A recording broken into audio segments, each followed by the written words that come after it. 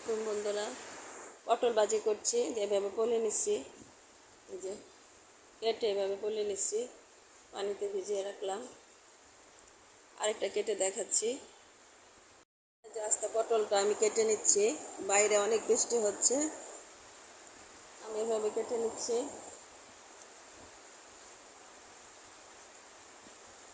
অল্প করে, পুরাটা কাটবো না।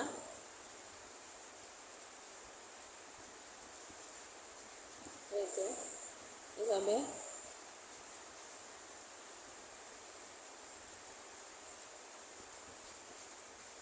এই যে এখন কেটে নিই। এই যে এভাবে এভাবে এভাবে আমি কেটে সবগুলি পটল একসাথে রাখবো, তারপর আমি ভাজি করবো তেলে।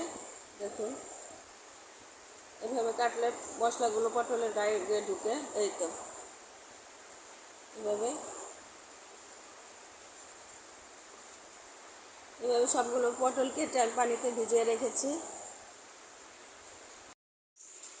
বন্ধুরা, পটলগুলি এই যে এমন করে করে কেটে নিচ্ছি। এই যে এইভাবে সবগুলি পটল এই যে এভাবে ফাঁকে ফাঁকে মশলা ঢোকাবো, তারপর ভাজবো। লবণ আর আদা জিরা বাটা দিচ্ছি, এখানে হলুদ মরিচ ধনিয়া জিরা প্রত্যেকটা পটল এভাবে মেখে নিব।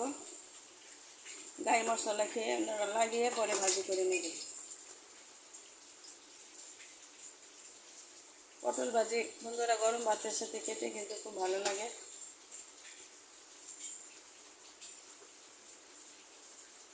একটা একটা করে আমি এভাবে মেখে নিই মশলা।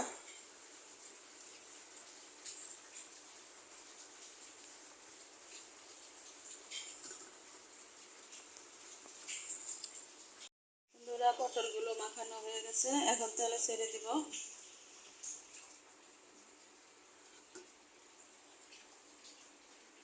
তেলের দিকে গরম করে নিচ্ছি।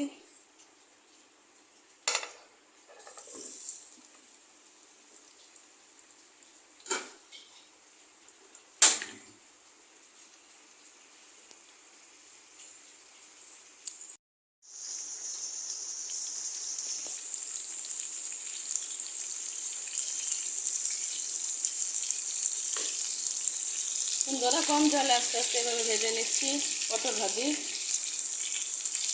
এভাবে এভাবে কাটার ফলে মশলাগুলো ভিতরে ঢুকছে সুন্দরভাবে।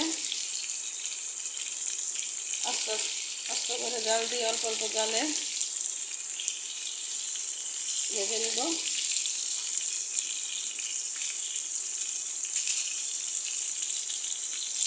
হতে থাক। বন্ধুরা, ভাজা প্রায় হয়ে আসছে,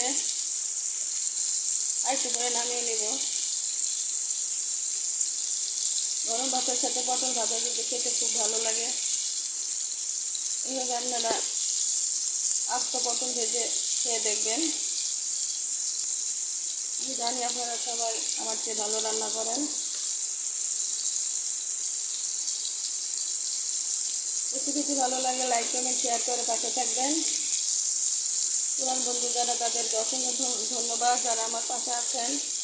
নতুন বন্ধু যারা, তারা সাবস্ক্রাইব করে পাশে থাকবেন। বন্ধুরা, আরেকটু পর নামিয়ে নিব।